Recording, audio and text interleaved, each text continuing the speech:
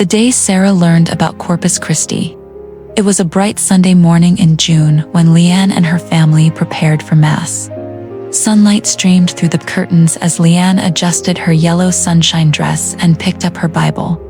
Her husband, wearing a light golden shirt, gathered their belongings while their 14-year-old daughter, Sarah, hurried down the stairs with her long curly hair bouncing behind her.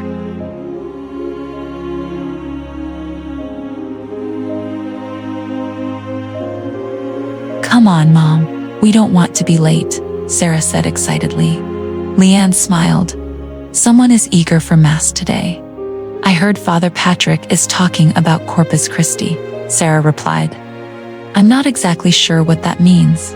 "Well," said her father, "listen carefully during Mass today. You might learn something very special."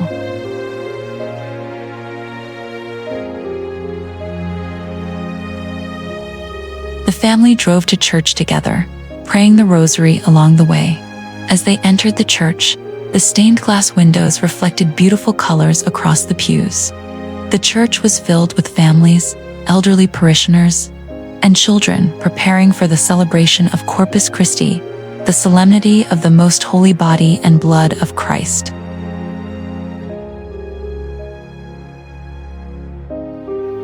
The choir began singing and Mass started with a joyful procession. Sarah noticed that Father Patrick seemed especially reverent that day.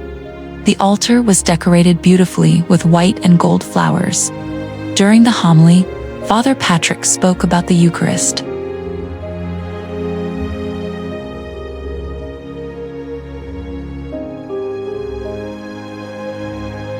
"My brothers and sisters," he began, "Corpus Christi is a celebration of Jesus truly present in the Holy Eucharist. We believe that during Mass, the bread and wine become the actual body and blood of Christ, not a symbol, not merely a reminder. Jesus is truly present among us." Sarah listened carefully.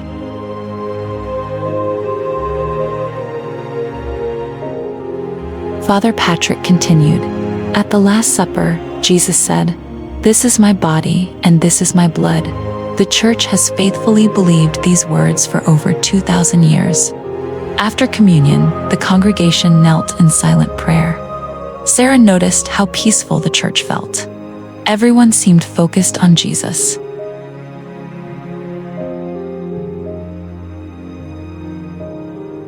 When Mass ended, the parish held a short Eucharistic procession around the church grounds.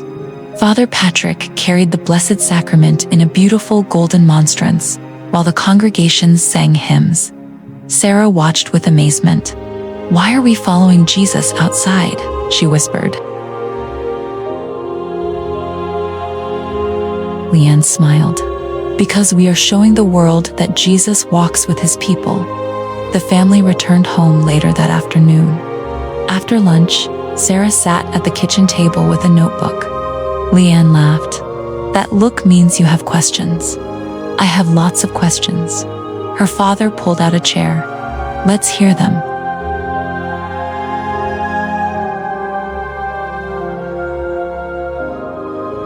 Question 1.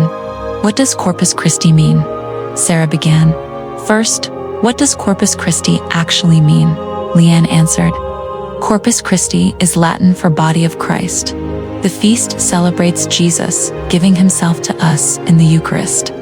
"So it's basically Jesus' special feast day?" Sarah asked. "In a way, yes," her father said. "It helps Catholics focus on the gift of the Eucharist."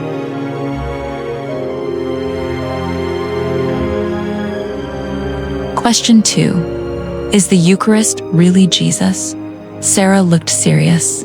Father Patrick said the bread becomes Jesus. How can that be? Her father opened the Bible. In John chapter 6, Jesus said, "I am the living bread that came down from heaven." Many people left him because they found this teaching difficult. Yet Jesus never corrected them or said he was speaking symbolically.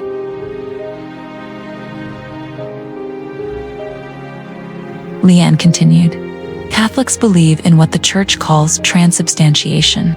The appearance of bread and wine remains the same, but their substance becomes the body and blood of Christ." Sarah blinked. So Jesus is really there? Yes, said both parents together.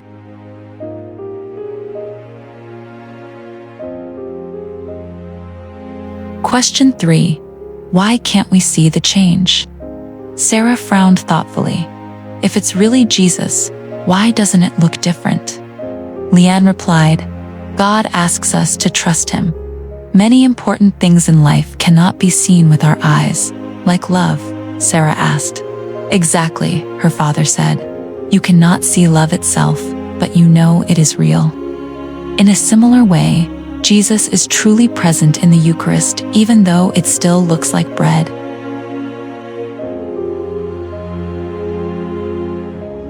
Question 4. Why do Catholics kneel? Sarah remembered everyone kneeling before communion. Why do we kneel so much? Because we are worshiping Jesus, LeAnn answered. When kings enter a room, people often stand, her father added. When God is present, we kneel in humility and love. Sarah nodded slowly. Question 5. Why do people receive communion? Why doesn't everyone just pray from their seat? She asked. LeAnn smiled. Because Jesus wants to be united with us. Communion is not just something we do for Jesus. It is Jesus giving himself to us, her father added. Think about how food nourishes your body. Holy Communion nourishes your soul. Sarah wrote this down in her notebook. Question 6. Why do Catholics have Eucharistic adoration? Sarah remembered seeing pictures of people praying before a monstrance. If Jesus is already in church, why do people spend hours looking at the Eucharist? LeAnn laughed softly. Because they are spending time with Jesus, like visiting a friend, Sarah asked. Exactly, her father replied. Except this friend is the King of Heaven. Question 7. Why is Corpus Christi important today? Sarah asked her final question. Why do we still celebrate Corpus Christi after all these years? LeAnn looked at her daughter lovingly. Because the world often forgets that God is with us. People get busy. They worry about school, money, social media, work, and problems. Her father continued. Corpus Christi reminds us that Jesus didn't leave us alone. He remains with us in every Catholic church throughout the world. Sarah sat quietly for a moment. So whenever I walk into church, Jesus is really there. Yes, LeAnn answered. And when I pray before the tabernacle, Jesus hears you. And when life gets hard, he is still with you. Sarah smiled. That evening, the family gathered for prayer in their living room. A candle flickered beside a small crucifix. Sarah prayed aloud, Jesus, thank you for staying with us in the Eucharist. Help me remember that you are never far away, even when I cannot see you. LeAnn and her husband exchanged a glance and smiled. Their daughter had not simply learned about a feast day. She had begun to understand one of the greatest mysteries of the Catholic faith. LeAnn hugged her. That's because today you learned something beautiful. Jesus didn't just come to save us. He chose to stay with us. And in the quiet peace of their home, the family gave thanks for the incredible gift of Christ's presence in the Holy Eucharist, the heart of the Catholic faith. May this story strengthen your faith and deepen your love for Jesus in the Blessed Sacrament. I am the living bread that came down from heaven. Whoever eats this bread will live forever. John 6:51. Thank you for watching. Follow our Catholic Faith Journey. Facebook at Our Catholic Faith Journey. Instagram at our _Catholic_faith_journey.